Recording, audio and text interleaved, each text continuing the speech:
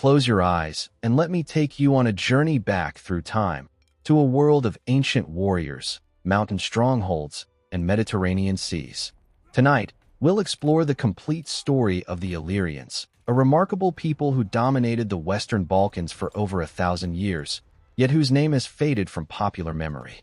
As your mind begins to relax, imagine the mist-shrouded peaks of the Dinaric Alps and the sparkling waters of the Adriatic Sea, where this extraordinary civilization once flourished. Around 2000 BC, as the Bronze Age was transforming Europe, a new culture began to emerge along the eastern shores of the Adriatic. The people we now call Illyrians were not a single unified nation, but rather a collection of related Indo-European tribes who shared similar languages, customs, and ways of life. Archaeological evidence from sites like Gradina on the Bosna River reveals a gradual shift in pottery styles, metalworking techniques, and settlement patterns that would come to define Illyrian culture for centuries to come. Picture yourself standing on a windswept hilltop in what is now Bosnia, looking out over a vast territory that stretched from the Julian Alps in Slovenia down to the mountains of southern Albania. This was the Illyrian homeland, covering roughly 160,000 square kilometers of diverse landscape. From the countless islands dotting the Adriatic coast to the deep valleys carved between towering mountain peaks, the Illyrians adapted their way of life to every corner of this challenging terrain. Along the coast, Illyrian communities developed into skilled seafarers and traders. At sites like Isa on the island of Vis, archaeologists have uncovered sophisticated harbor installations with stone-lined anchorages and what appear to be early lighthouse foundations. These coastal peoples built their houses from carefully fitted limestone blocks, designed to withstand the fierce bora winds that swept down from the mountains. Their settlements buzzed with the activity of fishing boats, shipbuilding workshops, and maritime trade that connected them to the broader Mediterranean world. But travel inland, up into the mountains, and you'd find a completely different way of life. Here, the Illyrians built fortified settlements called oppida on commanding heights, taking advantage of natural defensive positions while maintaining access to river valleys and mountain passes. These weren't simple villages, but sophisticated urban centers with multiple layers of stone walls, carefully planned gates, and internal districts for different crafts and activities. One of the most impressive of these mountain strongholds was Dorsen, perched on a limestone plateau above the Neretva River. Its massive walls, reaching heights of 8 meters in places, incorporated natural rock formations into their design while featuring ingeniously engineered gates that forced any approaching visitors or attackers through narrow, easily controlled passages. Within these walls, archaeologists have found evidence of specialized workshops, storage facilities, and what appears to have been an administrative complex distinguished by its superior construction and prominent location. The material culture of these early Illyrian communities tells a fascinating story of both local tradition and foreign influence. Their pottery production underwent significant changes during this period, with the emergence of distinctive vessel forms that would remain characteristic of Illyrian ceramic traditions for centuries. Most recognizable were large storage jars featuring handles shaped like stylized animal heads, often interpreted as bulls or horses. These vessels, found consistently across Illyrian sites from Slovenia to Albania, suggest not only shared cultural practices but possibly religious or symbolic significance. When we examine Illyrian burial practices, we discover revealing insights into their social organization and beliefs about death and the afterlife. The transition from earlier cremation practices to elaborate inhumation burials marked a fundamental shift in their spiritual worldview. At the necropolis of Glasenac in Bosnia, archaeologists have uncovered burial chambers constructed from carefully fitted stone slabs, containing not only human remains but extensive grave goods including weapons, jewelry, and ceramic vessels. The consistent north-south orientation of these burials suggests standardized religious practices that extended across the entire Illyrian cultural sphere. The grave goods themselves reveal the sophisticated metalworking capabilities that distinguished Illyrian craftsmen from their contemporaries. Bronze weapons found in these contexts include distinctively shaped spearheads with elongated sockets and decorative elements, swords with characteristic pommel designs, and axes featuring complex geometric patterns. The quality of this metalwork demonstrates not only technical skill, but also access to raw materials through extensive trade networks that connected Illyrian communities with copper sources in the interior mountains and tin deposits from distant regions. Jewelry recovered from burial sites provides evidence of refined aesthetic sensibilities and emerging social hierarchies. Bronze fibulae used to fasten clothing display intricate geometric designs that became hallmarks of Illyrian decorative art. Many pieces incorporated amber beads, indicating trade connections with the distant Baltic regions, while others featured gold inlay work requiring considerable technical expertise.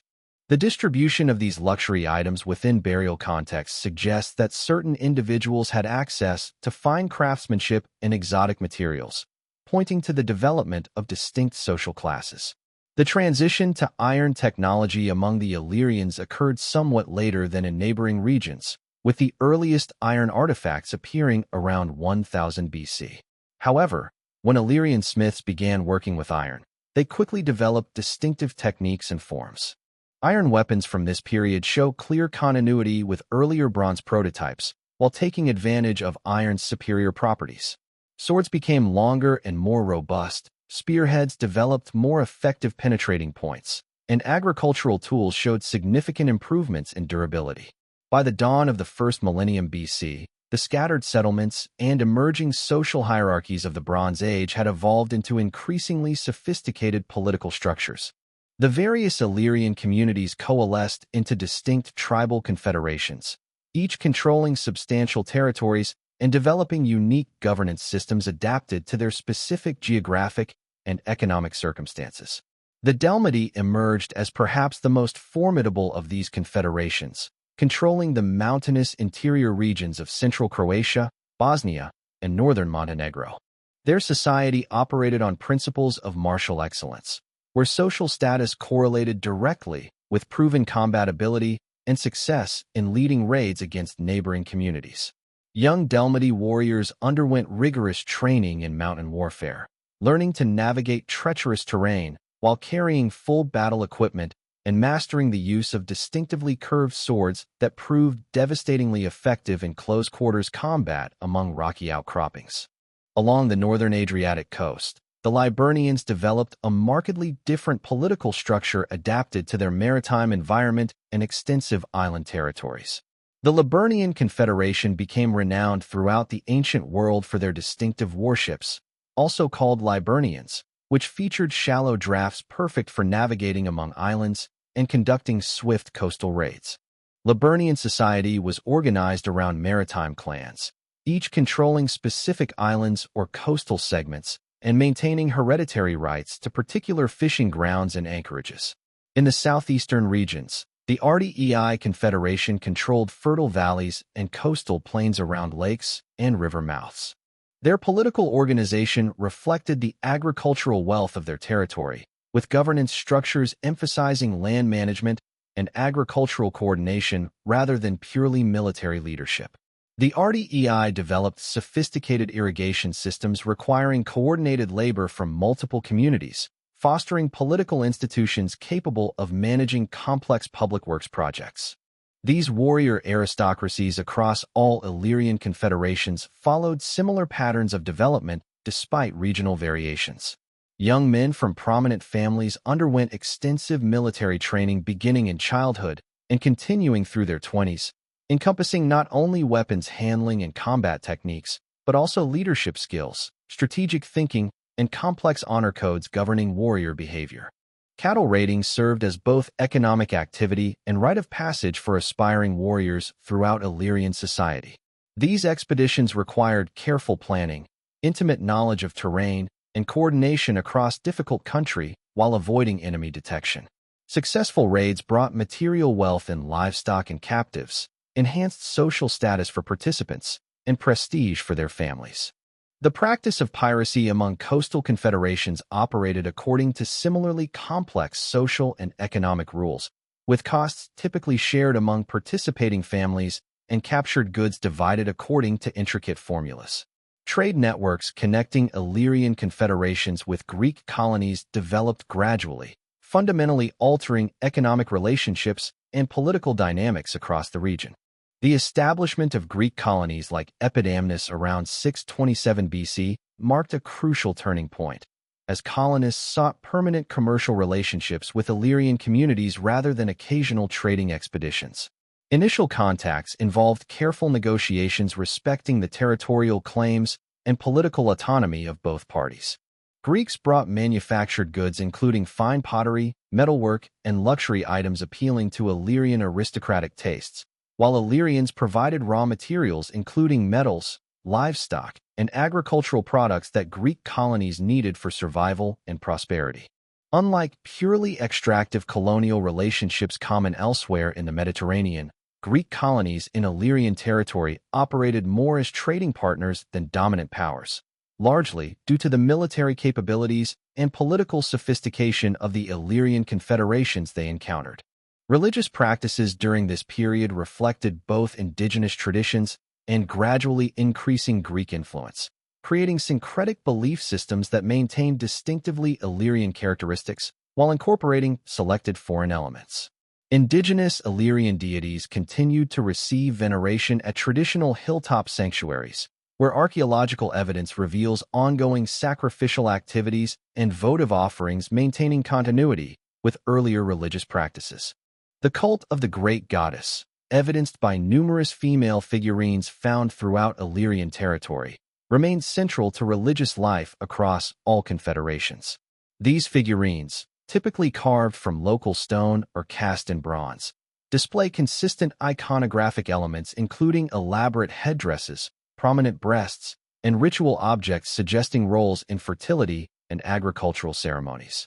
Mountain sanctuaries continued serving as important religious centers, with sites featuring natural rock formations as altars surrounded by artificial terraces where worshippers could gather for communal ceremonies.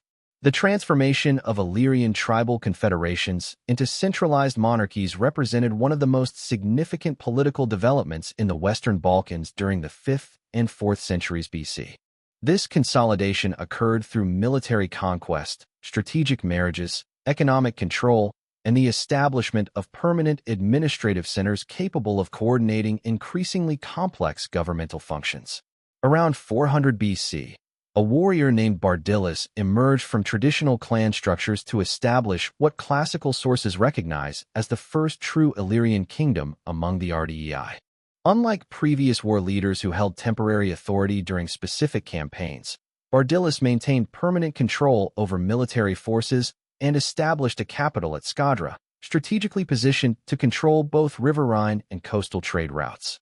Bardyllis transformed traditional Illyrian military organization by creating standing units of professional soldiers owing personal loyalty to the king rather than clan leaders. These troops received regular pay from royal treasuries, freeing them from seasonal agricultural obligations that had previously limited campaign durations.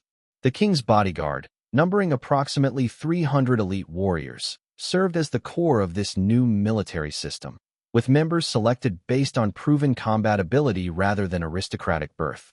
The establishment of permanent capitals required sophisticated logistical systems to supply urban populations that could no longer sustain themselves through traditional agricultural and pastoral activities.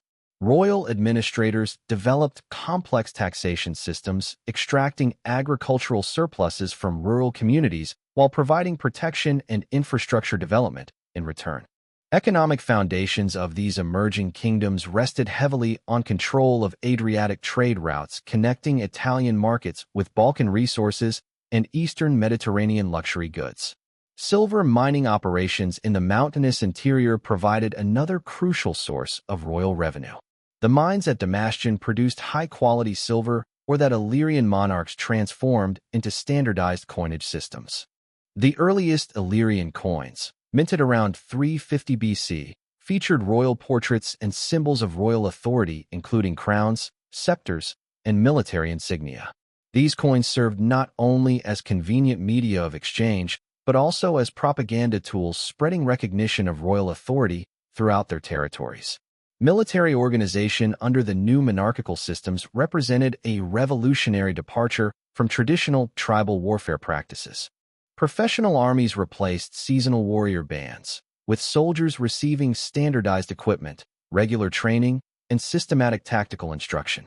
The famous Illyrian light infantry, known throughout the ancient world for their mobility and effectiveness in rough terrain, developed during this period as royal military commanders adapted traditional mountain warfare techniques to territorial conquest and defense needs.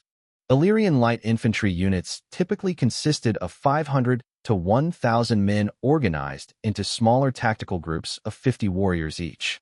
These soldiers carried distinctive oval shields made from leather stretched over wooden frames and reinforced with bronze fittings, providing protection while maintaining essential mobility. Their primary weapons included javelins with iron points designed for both throwing and close combat, short swords optimized for fighting in confined spaces, and long daggers serving as backup weapons. Cavalry units, though less numerous than infantry forces, played crucial roles in royal military organization. Illyrian horses bred in mountain valleys and coastal plains were smaller than mounts used by Macedonian cavalry, but possessed exceptional endurance and sure-footedness in difficult terrain. Royal cavalry typically numbered between 200 and 500 men, equipped with longer spears than infantry units, and trained in both mounted combat and dismounted fighting when terrain conditions required. Diplomatic relations with Macedonia began as territorial disputes over border regions, but evolved into complex negotiations involving marriage alliances, territorial exchanges, and military cooperation agreements. Philip II's expansion into Illyrian territories initially met fierce resistance from King Bardyllis, who viewed Macedonian advances as direct threats to Illyrian independence. The decisive engagement between Bardyllis and Philip occurred in 358 BC near Lake Ohrid, where Macedonian tactical superiority ultimately prevailed despite fierce Illyrian resistance. Bardyllis fell in the fighting along with approximately 7,000 warriors, marking the end of the first phase of Illyrian monarchical development. Philip's marriage to Oppida, an Illyrian princess, symbolized the new relationship between the two powers while providing strategic advantages to both sides. Under Alexander the Great, Illyrian kingdoms provided auxiliary troops for his campaigns while maintaining internal autonomy. Illyrian light infantry served with distinction in Alexander's armies, particularly during difficult mountain campaigns in Afghanistan and India, where their specialized skills proved invaluable. The consolidation of monarchical power reached its zenith under King Agrian, who ascended to the Ardean throne around 250 BC and embarked on an ambitious program of naval expansion that would transform the Adriatic Sea into an Illyrian lake. Unlike predecessors who focused primarily on land-based military operations, Agrian recognized that true regional dominance required mastery of maritime trade routes and the ability to project power across the entire Adriatic basin. Agrian's naval strategy centered on development of the Liburna, a distinctive warship design that had evolved into a formidable instrument of naval warfare. These vessels, measuring approximately 30 meters in length with shallow drafts of less than 2 meters, could navigate waters where larger Greek and Roman ships dared not venture.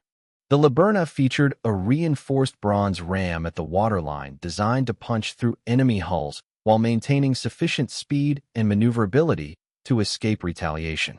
The construction of Agrian's war fleet required unprecedented organizational efforts and resource mobilization.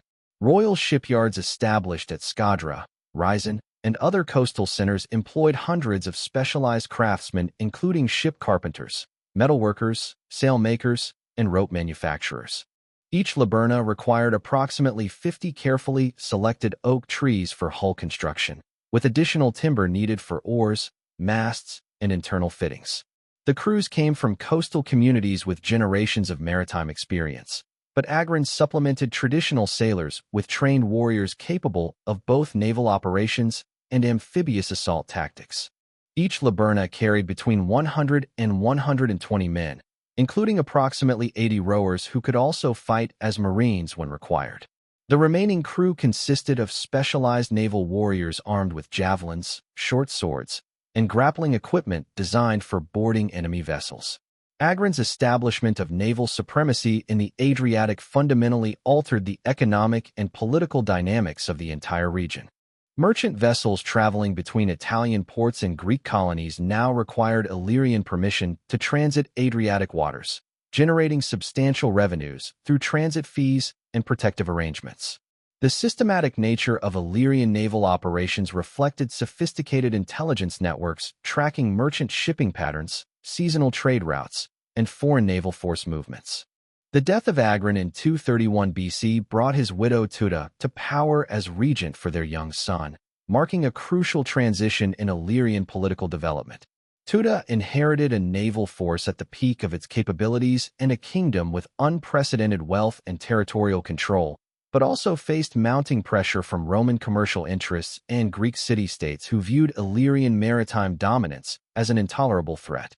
Teuta's regency coincided with expanding Roman commercial activities in the Adriatic as Roman merchants sought to establish direct trading relationships with Greek colonies. Her most feared forces were the Illyrian pirates, which would ultimately become the cause of conflict with Rome. The expansion of Illyrian piracy operations under Teuta's direction represented a calculated response to perceived Roman encroachment on traditional Illyrian maritime territories. The growing tensions reached a critical juncture in 230 BC when a Roman embassy arrived at Skadra to demand compensation for attacks on Roman merchant vessels and guarantees of safe passage for future shipping operations. The embassy, led by brothers Gaius and Lucius Coruncanius, represented the first formal diplomatic contact between Rome and the Ardean kingdom, beginning a confrontation that would fundamentally reshape the political landscape of the Adriatic region. Roman motivations for intervention extended far beyond simple protection of merchant shipping. The Roman Senate viewed Illyrian naval dominance as a strategic threat to Roman expansion eastward, particularly given Rome's growing interest in Greek affairs and potential military operations across the Adriatic. Intelligence reports reaching Rome described Illyrian naval capabilities in terms that alarmed senators accustomed to Roman military superiority. Teuta's response demonstrated both political acumen and determination to maintain Illyrian independence. Rather than rejecting Roman demands outright, she offered limited concessions addressing some concerns while preserving essential elements of Illyrian maritime policy. She agreed to investigate specific incidents involving Roman vessels and provide compensation where Illyrian responsibility could be proven, but refused to accept blanket restrictions on Illyrian naval operations in waters she considered part of her kingdom's territorial domain. The breakdown of diplomatic negotiations occurred when one of the Roman ambassadors, Lucius Coruncanius, was killed during a confrontation with Illyrian officials. Contemporary accounts provide conflicting versions of this incident, with Roman sources claiming murder on Teuta's direct orders, while Illyrian traditions suggest he died during a riot erupting when local populations learned of Roman demands for unrestricted access to their territories. Regardless of specific circumstances, Coruncanius's death provided Rome with clear justification for military intervention.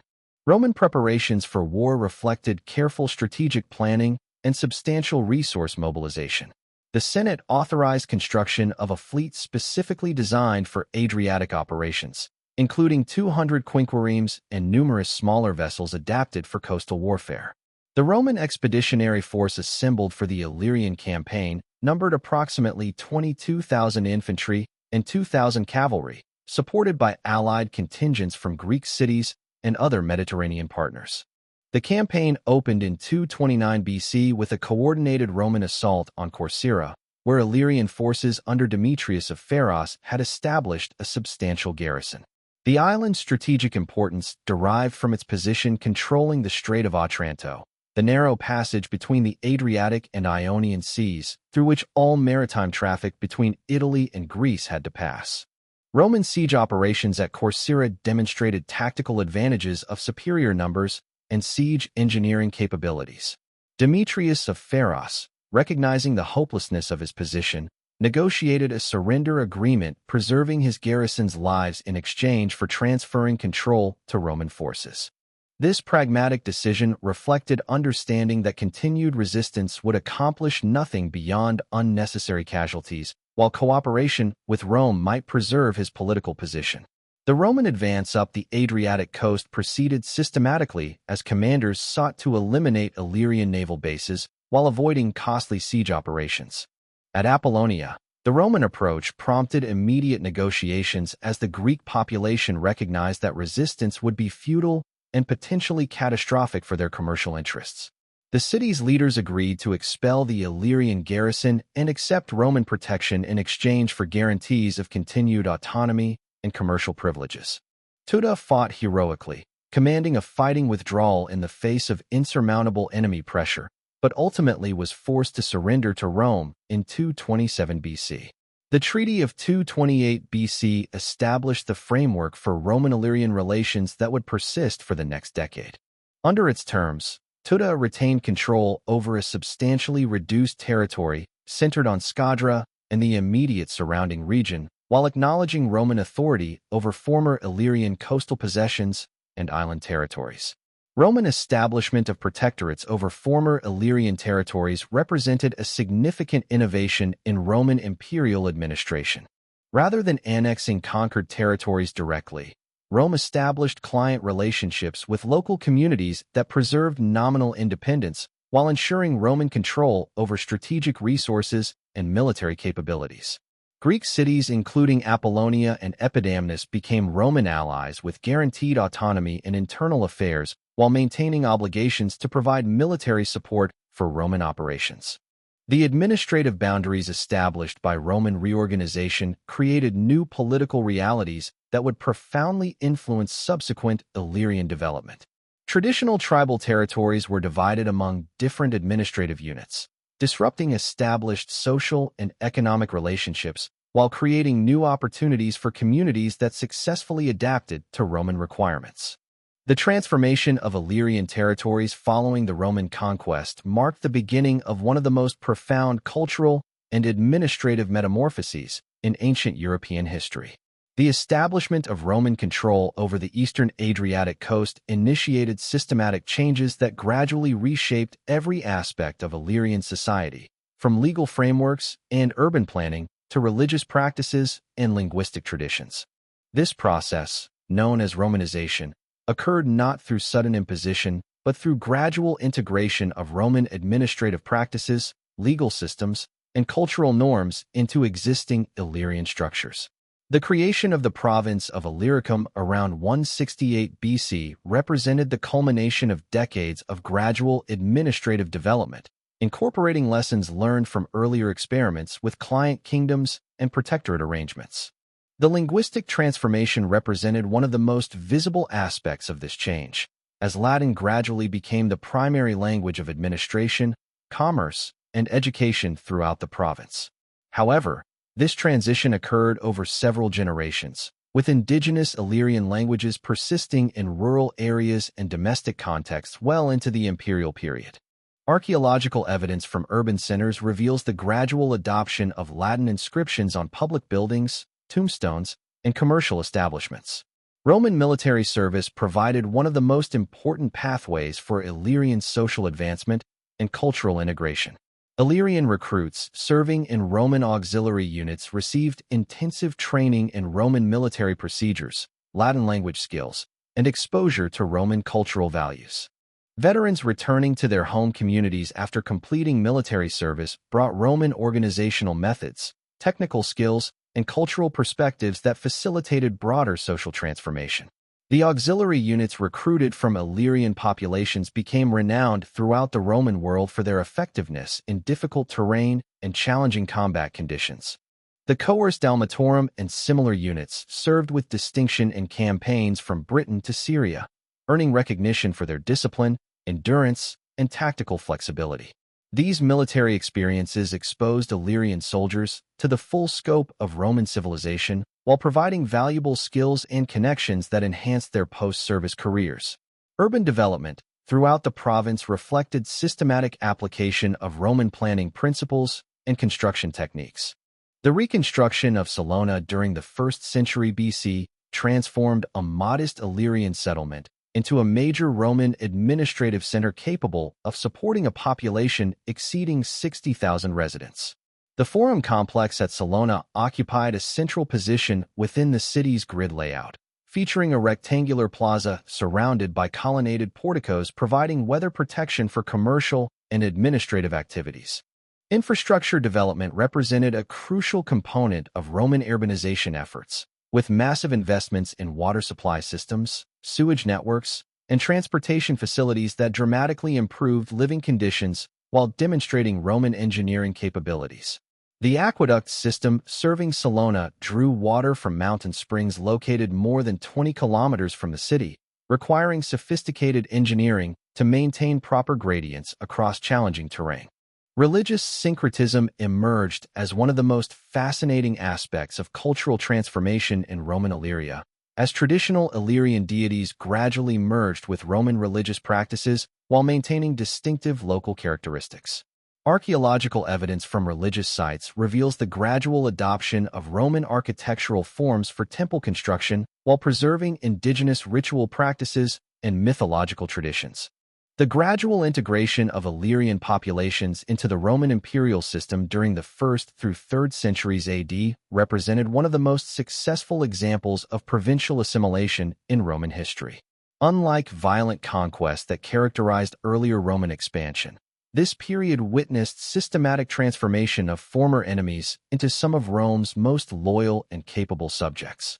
The economic prosperity that characterized Illyrian territories during the Pax Romana period reflected both the natural resources of the region and systematic development policies implemented by Roman administrators. Agricultural development throughout the province benefited from Roman engineering expertise and systematic land management practices that dramatically increased productivity while ensuring sustainable resource utilization. Mining operations represented another crucial component of the province's economic development, as Roman engineers applied advanced extraction techniques to exploit the region's substantial mineral resources. The silver mines at Domavia produced high-quality ore that supplied Roman mints throughout the empire, while iron mining operations in Bosnia and Montenegro provided raw materials for weapons production and construction projects. The rise of Illyrian elites within Roman society represented one of the most remarkable aspects of the province's integration into the imperial system. Unlike many other provincial populations who remained largely excluded from positions of authority within the Roman hierarchy, Illyrians achieved unprecedented success in military, political, and administrative careers that took them to the highest levels of Roman society. The collapse of central Roman authority during the crisis of the 3rd century created unprecedented opportunities for military commanders from the provinces to seize imperial power. Gaius Messius Quintus Decius, born around 201 AD near Sirmium, exemplified the new breed of imperial candidates who combined provincial origins with exceptional military capabilities and deep understanding of frontier warfare. Decius's rise to imperial power occurred during the chaotic aftermath of Philip the Arab's death in 249 AD, when competing military factions struggled for control of the empire while barbarian invasions intensified along multiple frontiers.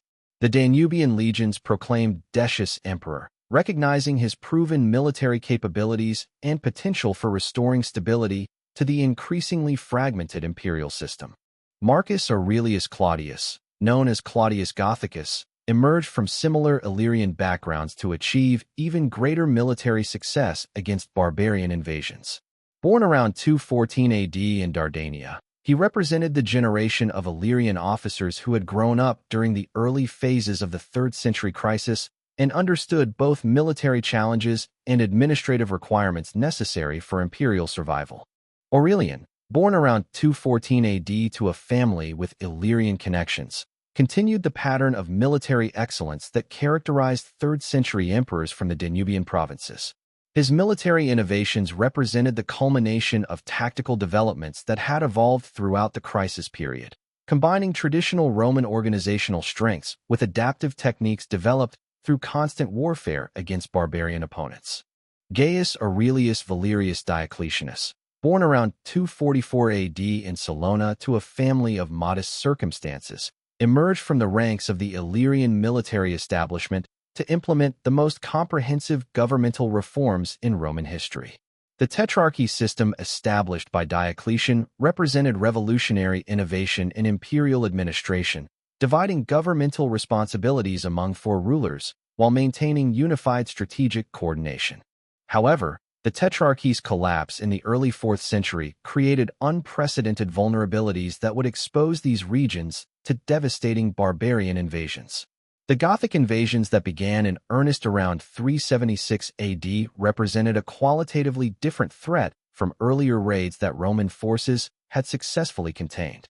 Unlike previous barbarian incursions consisting primarily of seasonal raiding expeditions, these movements involved entire populations seeking permanent settlement within Roman territories. The Battle of Adrianople in 378 AD marked the catastrophic failure of Roman attempts to control Gothic settlement through military force. Emperor Valens died in the fighting along with approximately two-thirds of his army, eliminating the primary Roman military force responsible for Danubian frontier defense. The immediate aftermath created a power vacuum in the central Balkans that Gothic forces quickly exploited through systematic occupation of major urban centers. Sirmium, the former imperial capital and crucial administrative center for the Illyrian provinces, endured repeated Gothic attacks throughout the 380s that gradually weakened its defensive capabilities and economic foundations. The Gothic occupation of Sirmium in 441 AD marked the effective end of Roman administrative control over the central Illyrian territories. Hunnic invasions under Attila's leadership during the 440s and 450s AD created additional pressures that further destabilized remaining Roman territories in the Balkans. Unlike Gothic populations seeking permanent settlement, Hunnic forces conducted systematic destruction campaigns designed to eliminate potential resistance and extract maximum portable wealth from conquered territories. Salona's resistance to barbarian conquest during this period reflected both the city's strong defensive position and the determination of its Romanized population to maintain their cultural and political independence. The city's location on a narrow peninsula provided natural defensive advantages enhanced by massive stone walls constructed during earlier periods of Roman investment.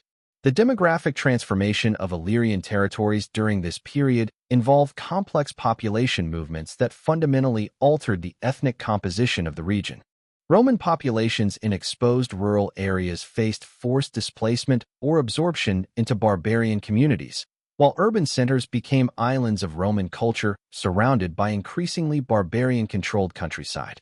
Avar invasions beginning in the 560s AD introduced another layer of complexity to the already chaotic ethnic situation in former Illyrian territories. The Avars, a nomadic confederation from Central Asian steppes, brought military technologies and organizational methods that proved superior to both surviving Roman forces and earlier barbarian settlers. Slavic migrations during the 6th and 7th centuries AD represented the final major demographic transformation of former Illyrian territories. Unlike earlier barbarian movements involving organized military forces seeking conquest or settlement, Slavic expansion occurred through gradual infiltration of agricultural populations seeking available farmland in regions disrupted by previous conflicts. The survival of Romanized populations during this period of demographic upheaval occurred primarily in coastal cities and mountainous refuges where geographic conditions provided natural defensive advantages. Salona maintained its Roman character throughout the 5th and 6th centuries despite repeated barbarian attacks, serving as a crucial link between surviving Roman territories and the broader Mediterranean world. The transformation of religious practices during this period reflected both the Christianization of barbarian populations and adaptation of Christian institutions to changing political circumstances. Monasticism emerged as a crucial institution for preserving classical learning and Christian traditions during the political chaos of the 5th and 6th centuries. The gradual emergence of successor kingdoms during the 6th and 7th centuries created new political frameworks that combined barbarian military organization with adapted Roman administrative practices. These kingdoms typically controlled limited territories centered on major urban centers or strategic geographic positions, lacking the resources and organizational capabilities necessary for governing the vast territories that had characterized earlier Roman provincial administration. The question of cultural continuity became increasingly complex as traditional Roman administrative structures collapsed and new political entities emerged from the demographic chaos of the 5th through 7th centuries. The linguistic legacy of the Illyrians represents one of the most contentious areas of modern scholarship, with competing theories about the survival of Illyrian language elements in contemporary Albanian and other Balkan languages. Archaeological evidence from late Roman and early medieval sites reveals settlement patterns, architectural techniques, and material culture that show remarkable continuity from the pre-Roman period through the early medieval era. Recent discoveries have provided new insights into the survival of Illyrian cultural practices in remote mountain communities where Roman administrative influence remained limited. The influence of Illyrian heritage on medieval and modern Balkan peoples involves complex questions of ethnic continuity that resist simple answers. Various groups throughout the Balkans have claimed Illyrian ancestry as part of their national identity formation processes, often emphasizing selected aspects of ancient Illyrian history while minimizing others. The legacy of the Illyrians ultimately transcends simple questions of direct ethnic descent or cultural survival. Their historical significance lies in their role as intermediaries between the classical Mediterranean world and the indigenous populations of southeastern Europe, facilitating cultural exchanges that enriched both traditions while creating new synthetic forms. The archaeological record demonstrates that Illyrian communities achieved remarkable success in adapting to changing political circumstances while maintaining essential elements of their cultural identity. Their integration into the Roman imperial system provided opportunities for social advancement and cultural development while preserving distinctive regional characteristics that influenced imperial policies and administrative practices. Modern scholarly understanding of Illyrian civilization continues to evolve as new archaeological discoveries, linguistic analyses, and historical interpretations provide fresh perspectives on ancient developments. The application of scientific techniques, including DNA analysis, isotope studies, and advanced dating methods, offers potential for resolving some long-standing debates about population movements, cultural relationships, and chronological sequences. The enduring fascination with Illyrian history reflects both the intrinsic interest of their remarkable achievements and their relevance to contemporary questions about cultural identity, political development, and historical continuity.